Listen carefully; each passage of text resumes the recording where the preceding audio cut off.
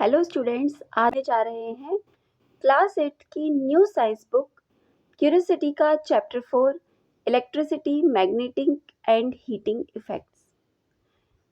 इस चैप्टर का मैं एक वीडियो पहले ही अपलोड कर चुकी हूँ। ये सेकंड वीडियो है और इसमें हम पढ़ने जा रहे हैं इलेक्ट्रोमैग्नेट्स के बारे में। इलेक्ट्रोमैग्नेट्स ऐसी मैग्नेट्स होती हैं जिन्हें हम इलेक्ट्रिसिटी की हेल्प से बनाते हैं। चलिए लेट अस एक्सप्लोर, पता करते हैं कैसे इसे बनाया जाता है। Take around 50 centimeter long length of a flexible insulated wire, an iron nail, an electric cell and few iron paper clips. हम इसके लिए क्या करेंगे? इलेक्ट्रोमैग्नेट बनाने के लिए एक लगभग 50 सेंटीमीटर लेंथ का एक फ्लेक्सिबल इंसुलेटेड वायर लेंगे, एक आयरन की नेल लेंगे, इलेक्ट्रिक सेल और कुछ iron paper clips.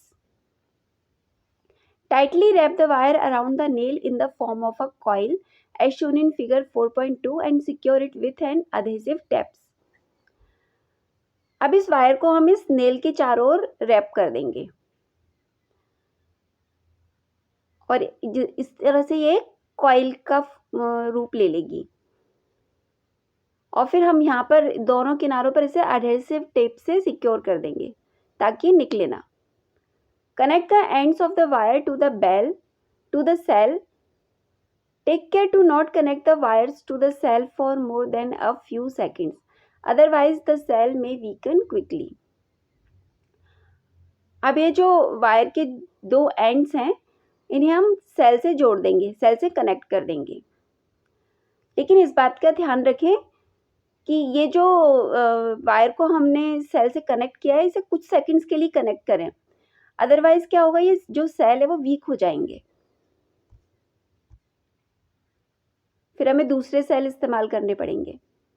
Bring the nail close to the iron paper clips and lift up. Do the clips hang to the ends of the nail? अब ये जो nail है इसे आयरन पेपर क्लिप के पास ले जाएंगे और हम देखेंगे कि इसने क्या, इस नेल ने क्या जो ये जो क्लिप्स हैं इनको उठा लिया है. Disconnect the wire from the cell to stop the flow of electric current in the wire. Do the clips fall down? अब हम ये जो दोनों सिरे हैं इनको हटा देंगे यहाँ सेल से. इससे क्या होगा, इसमें जो इलेक्ट्रिसिटी उसका फ्लो बंद हो जाएगा, स्टॉप हो जाएगा. इसके बाद हम देखेंगे कि क्लिप्स के नीचे गिर जाती हैं. When electric current flows through the coil, the clips cling to it. But when the current is stopped, the clips no longer cling to it. Let us now try to investigate these observations in detail through activity 4.3. जब इस coil में current flow होता है तब ये जो कील है ये मैग्नेट की तरह बिहेव करने लगती है और ये जो आयरन पेपर क्लिप्स है इसके द्वारा अट्रैक्ट होती हैं और हैंग हो जाती हैं. लेकिन जब हम यहाँ पर से ये दोनों वायर हटा लेते हैं तो यहाँ पर इलेक्ट्रिसिटी का फ्लो बंद हो जाता है और ये जो आयरन पेपर क्लिप्स इससे लटकी हुई थी ये नीचे गिर जाती है. अब हमारी इन ऑब्जर्वेशन को हम इन्वेस्टिगेट करते हैं एक्टिविटी 4.3 से. Let us experiment. Take around 100 centimeter long flexible insulated wire, a piece of chart paper, an iron nail, an electric cell, 2 magnetic compasses and few iron steel paper clips. Roll a piece of chart paper to make a cylinder of diameter roughly equal to the width of a pencil. Secure it with an adhesive tapes. अब हम एक chart paper लेंगे और उससे एक role बना लेंगे और उसे सिलेंडर का शेप देंगे और उसकी जो विड्थ है वो एक पेंसिल की विड्थ के लगभग बराबर होनी चाहिए और हम इसे वहाँ पर एडहेसिव टेप से सिक्योर कर देंगे ताकि वो खुले नहीं.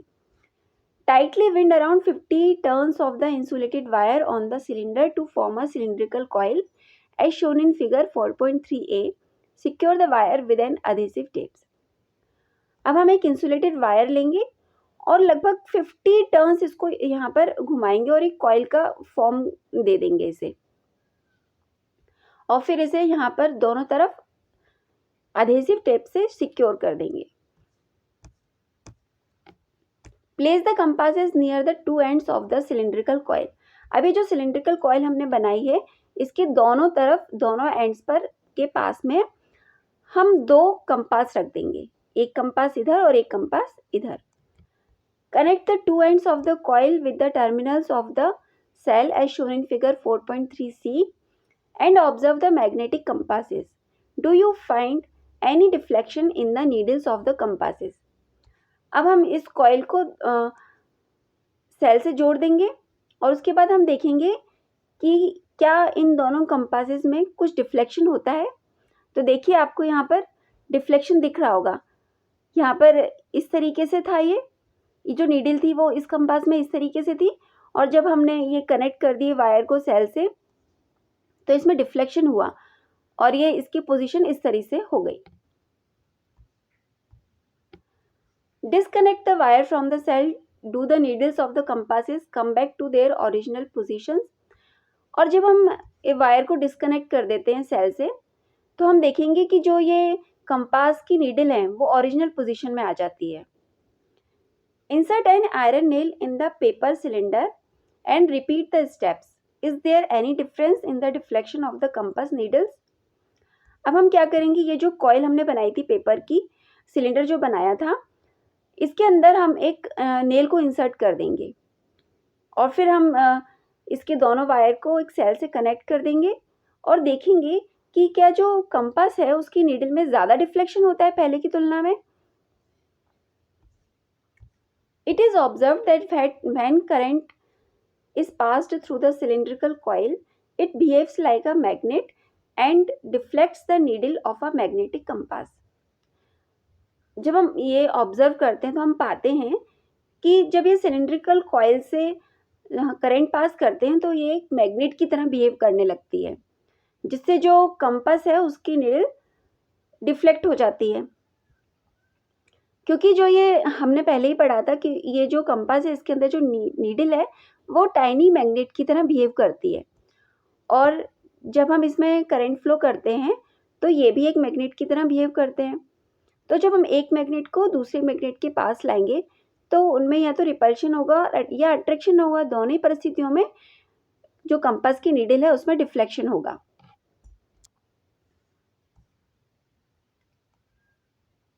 When an iron nail is inserted in the core of the coil, then the coil becomes a stronger magnet and the deflection of the magnetic compass needle is much more. जब हम इस cylindrical core में जब हम ये nail को insert करा देते हैं तो ये ज़्यादा स्ट्रॉन्ग मैग्नेट बन जाती है। उससे क्या होता है, इस कंपास नीडल में ज़्यादा डिफ्लेक्शन होने लगता है। It also attracts iron clips. When the current is stopped, the cylindrical coil loses its magnetic effect. तो जब हम इस आयरन क्लिप्स को इसके पास लाते हैं तो आयरन क्लिप्स इससे लटक जाती हैं, अट्रैक्ट होती हैं, और जो ये कॉइल है, जो ये करंट हम ये कह सकते हैं जो पूरा ये करंट कैरिंग कॉइल है ये मैग्नेट की तरह बिहेव करने लगती है, और हम इसे इलेक्ट्रोमैग्नेट बोलते हैं क्योंकि हमने इसे इलेक्ट्रिसिटी की हेल्प से बनाया है। A current carrying coil that behaves a magnet is called an electromagnet. For practical applications, most electromagnets have an iron core to make them stronger. तो जो बहुत सारी प्रैक्टिकल एप्लीकेशन है जहाँ पर इलेक्ट्रोमैग्नेट्स का यूज़ किया जाता है वहाँ पर आयरन कोर का यूज़ किया जाता है जिससे जो मैग्नेट है वो ज़्यादा स्ट्रॉन्ग बने। Does electromagnet also have two poles like a bar magnet? क्या इलेक्ट्रोमैग्नेट्स में भी 2 पोल होते हैं जैसे किसी सामान्य बार मैग्नेट में होते हैं? यस, क्योंकि ये मैग्नेट है चाहे वो इलेक्ट्रोमैग्नेट ही क्यों ना हो तो इसके 2 एंड्स होंगे, एक नॉर्थ और एक साउथ। लेट अस इन्वेस्टिगेट, चलिए इस चीज़ का भी इन्वेस्टिगेशन कर लेते हैं कि इलेक्ट्रोमैग्नेट के 2 पोल होते हैं या नहीं। Take the electromagnet made in activity 4.3 and a magnetic compass, label the 2 ends of the coil as A and B. अब जो हमने ऊपर जो इलेक्ट्रोमैग्नेट बनाई थी एक्टिविटी 4.3 में उसे लेते हैं और एक मैग्नेटिक कंपास लेते हैं। इसमें जो 2 एंड्स हैं उनको ए और B ऐसे लेबल कर देते हैं। Place the magnetic compass near the end A of the coil as shown in figure 4.4a। अब ये जो मैग्नेटिक कंपास है इसे A वाले सिरे के पास रख देंगे जिसे हमने A से लेबल किया है।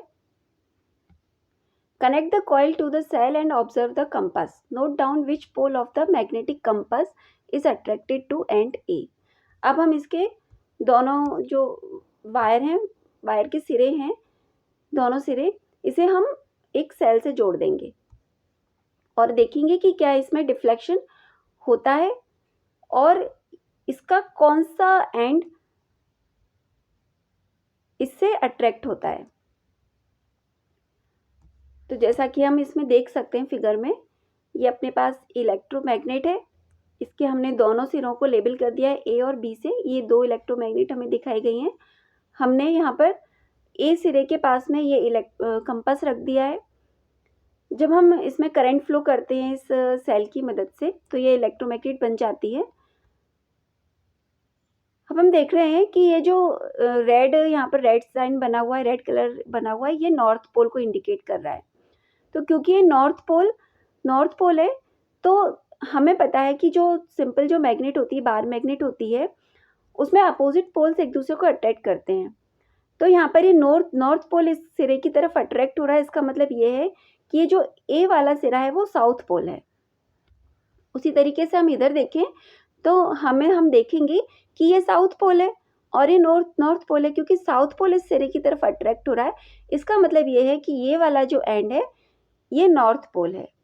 तो यहाँ पर जो ए वाला जो टर्मिनल है उसे हम कहेंगे साउथ पोल और बी वाला जो टर्मिनल है उसे हम कहेंगे north pole. As we have learned earlier, when two magnets are brought close to each other, their unlike poles attract each other। जैसा कि हमने पढ़ा है कि जब दो मैग्नेट्स को पास में लाया जाता है तो उनके जो अनलाइक पोल्स होते हैं वो एक दूसरे को अट्रैक्ट करते हैं, जैसे नॉर्थ साउथ एक दूसरे को अट्रैक्ट करते हैं। So if north pole of the magnetic compass is attracted towards end A of the electromagnet, then end A is south pole। इसीलिए यदि मैग्नेटिक कंपास का नॉर्थ पोल इलेक्ट्रोमैग्नेट के ए सिरे की तरफ अट्रैक्ट हो रहा है तो इसका मतलब है कि ए सिरा साउथ पोल है। Repeat this procedure to find the polarity of A and B as well. Did you find that the polarity of end B is opposite to the polarity of end A. अब इस procedure को repeat कीजिए। जो and B है उसकी polarity निकालने के लिए हमने पहले निकाल ली है। और क्या ए और बी की पोलैरिटी अलग अलग है? हाँ, ए और बी की पोलैरिटी अलग है। ए साउथ पोल को इंडिकेट कर रहा है और बी नॉर्थ पोल को। We learned in grade 6 that a magnet has two poles.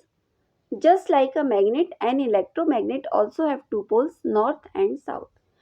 हमने क्लास 6 में पढ़ा था कि मैग्नेट के दो पोल होते हैं, इसी तरीके से इलेक्ट्रोमैग्नेट के भी टू पोल्स होते हैं, north and south. Think like a scientist. Repeat activity 4.3 with first 2 and 4 cells with the same coil. 2 cells but different number of turns of the coil.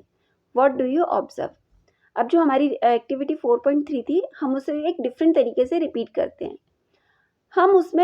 हम एक में तो 2 सेल का यूज़ करते हैं और दूसरे में 4 सेल्स का यूज़ करते हैं और कॉइल सेम होनी चाहिए, मतलब उसमें टर्न्स की संख्या सेम होनी चाहिए।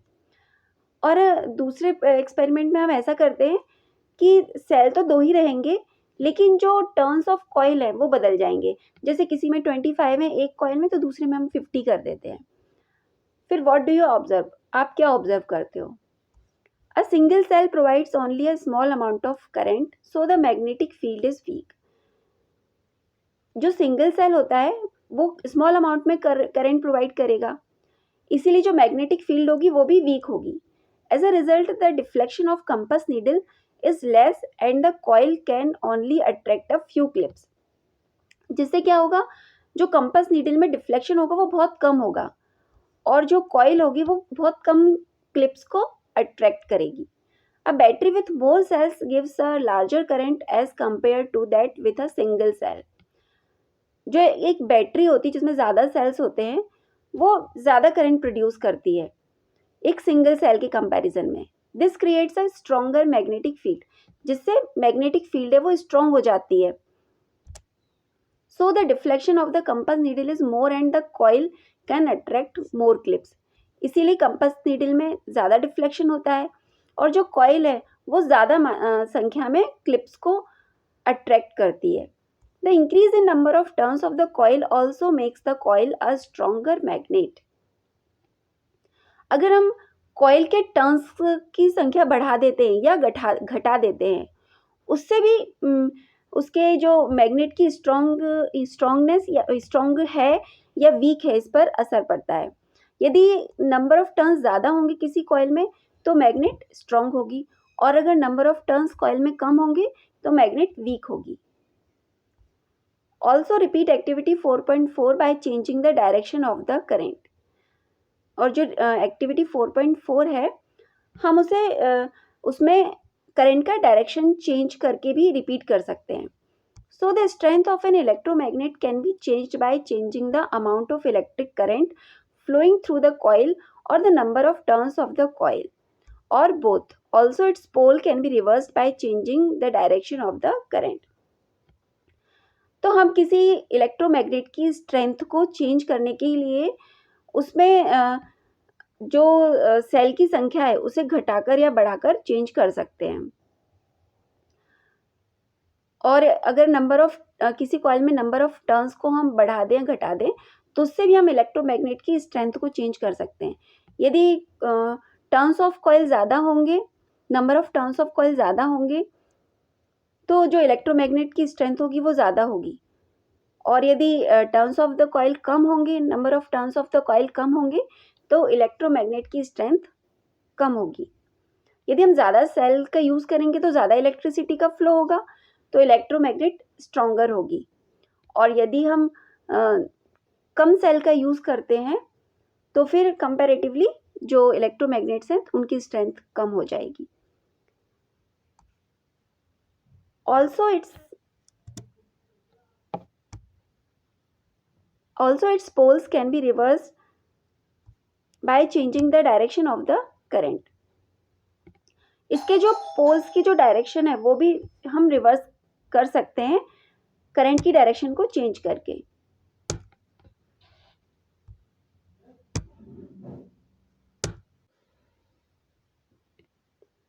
A step further. Do you remember learning earlier in the chapter Exploring Magnets in Curiosity, grade 6, that a freely suspended magnet rests along the north-south direction because our earth itself behaves like a giant magnet? जैसा कि आपने class 6 में पढ़ा है कि जो एक freely suspended magnet होती है वो नॉर्थ साउथ डायरेक्शन में रुकती है, क्योंकि जो हमारी अर्थ है वो खुद एक बड़ी मैग्नेट की तरह बिहेव करती है। But why does earth behaves like a magnet? लेकिन जो हमारी अर्थ है वो मैग्नेट की तरह बिहेव क्यों करती है? Deep inside the earth the movement of liquid iron in the core creates electric currents which generate a magnetic field. हमारे अर्थ के बहुत गहराई में जो लिक्विड आयरन है वो मूवमेंट करता रहता है, जिससे इलेक्ट्रिक करंट जनरेट होता है और उसके कारण मैग्नेटिक फील्ड जनरेट होता है। Many migratory birds, fish and animals use this field to navigate across continents and oceans. बहुत सारी जो migratory birds हैं, fish हैं, animals हैं, इस magnetic field का यूज़ किसी continent या ocean के across जाने के लिए करते हैं। The Earth's magnetic field also acts as a shield, blocking harmful particles from space and helps protect life on Earth. और ये जो अर्थ का मैग्नेटिक फील्ड है वो एक शील्ड की तरह हमारे लिए एक्ट करता है, वो एक कवच की तरह हमारे लिए एक्ट करता है। ये हार्मफुल पार्टिकल्स को स्पेस से आने से रोकता है हमारे अर्थ पर, और इस प्रकार हमारी जो अर्थ पर लाइफ है उसको प्रोटेक्ट करने में हेल्प करता है। Lifting electromagnets. Are electromagnets also used in real life for lifting objects? क्या इलेक्ट्रोमैग्नेट्स का यूज़ हमारी रियल लाइफ में ऑब्जेक्ट्स को उठाने के लिए किया जाता है? हाँ, इलेक्ट्रोमैग्नेट्स का यूज़ रियल लाइफ में ऑब्जेक्ट्स को उठाने के लिए किया जाता है। Lifting electromagnets are strong electromagnets that may be hung to cranes. Lifting electromagnets strong electromagnets होती हैं जिनका यूज क्रेन में किया जाता है. The crane operator can control the magnet by switching the current on and off. When the current is turned on, the electromagnet lifts the iron or steel objects. When the current is switched off, magnetic field disappears and the objects are released. जो crane operator होता है वो magnet को control करने के लिए current को on और ऑफ करता है. जब वो करंट को ऑन करता है तो जो इलेक्ट्रोमैग्नेट है वो आयरन या स्टील ऑब्जेक्ट को उठा लेती है और जब वही ऑपरेटर करंट को ऑफ करता है तो मैग्नेटिक फील्ड डिसअपियर हो जाता है और जो उठाए गए ऑब्जेक्ट है उनको वो रिलीज कर देता है. Lifting electromagnets are widely used in factories and scrapyards to move, lift and sort heavy metal items efficiently.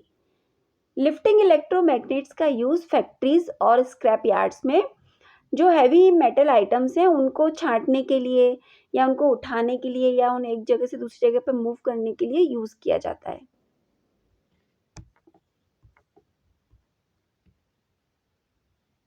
A step further. We have learnt that when electric current flows through a conductor, it produces a magnetic field around it.